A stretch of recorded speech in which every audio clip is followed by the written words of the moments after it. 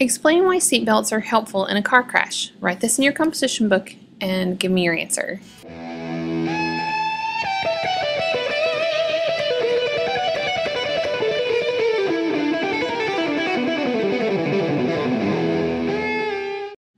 Today we're going to talk about applying Newton's laws. First, let's look at the concept of net force. The word net simply means total. Like the net pay on your paycheck is the total amount you receive after everything has been added in and all the taxes taken out. When one or more forces acts on an object, we must use the net force, which is simply the total force. In these cases, it is extremely helpful to draw a diagram. So let's dive right into some examples.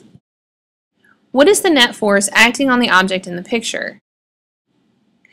Well, the 7 Newton force and the 3 Newton force are in the same direction, so add those up, then subtract the 2 Newton force because it's in the opposite direction.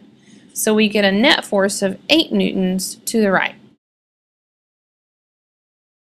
In this example, I want you to draw a diagram to show the net force acting on this object. Remember, perpendicular vector quantities are independent of one another, so let's look first at the y direction. The total force acting in the y direction would be 5 newtons up, and the net force acting in the x direction would be 10 newtons to the right. So let's draw a vector diagram that shows that, and the hypotenuse of that triangle would be our net force, which is our resultant force. And since I just asked for a diagram, we're done. Next example, if the mass of the object is 1.25 kilograms, what is the acceleration of the object in this picture? To work this example, before I can find acceleration, I need to find the net force acting on the object. Hopefully you figured out that the net force is 8 newtons to the right, because it's 10 minus 2. Now we write down our given information. We know that the mass is 1.25, and we're going to use the equation F equals ma. Plug in your net force in place of F, plug in your mass, and you will find an acceleration of 6 meters per second squared. And this acceleration is acting to the right. Now let's look at this diagram and answer the question, what is the mass of the object if it has an acceleration of 3.5 meters per second squared? Well, just like in the previous example, I can't really find the mass until I find the net force.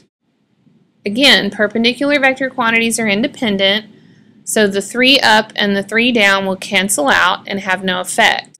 Horizontally, we get a net force of 14 newtons to the right. We know that the acceleration is 3.5 meters per second squared.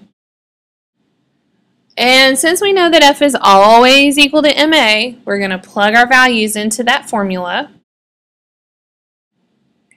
Plug those values in the calculator, work your magic, and you should get a mass of 4 kilograms. Let's shift gears a little bit for this next example. We have Christina with a mass of 52, and on the moon her weight is 83. So calculate the acceleration due to gravity on the moon. Ooh, tricky, Miss Carter. We haven't done one on the moon before.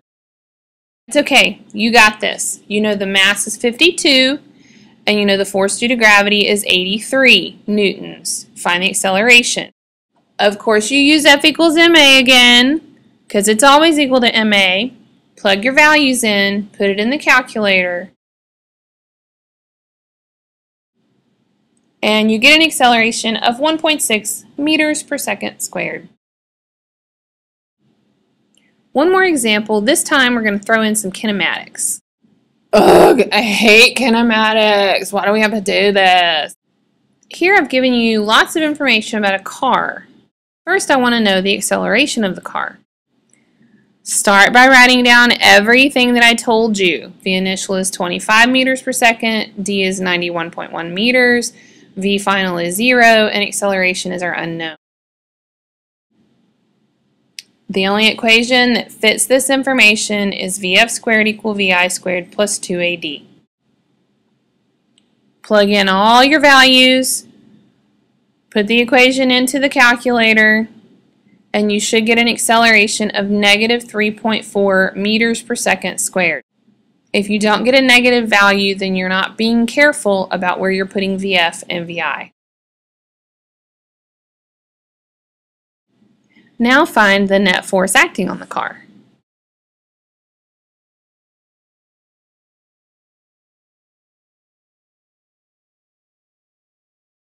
Now that you know the acceleration, you can find the force, because we know that F is always, always, always equal to ma.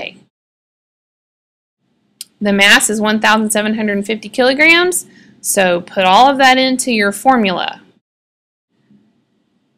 Type it into your handy-dandy calculator, and you should get a force of negative 5,950 newtons. Rounding to the correct sig figs would be negative 6,000 newtons, and you would put a line under that zero to show that it is significant.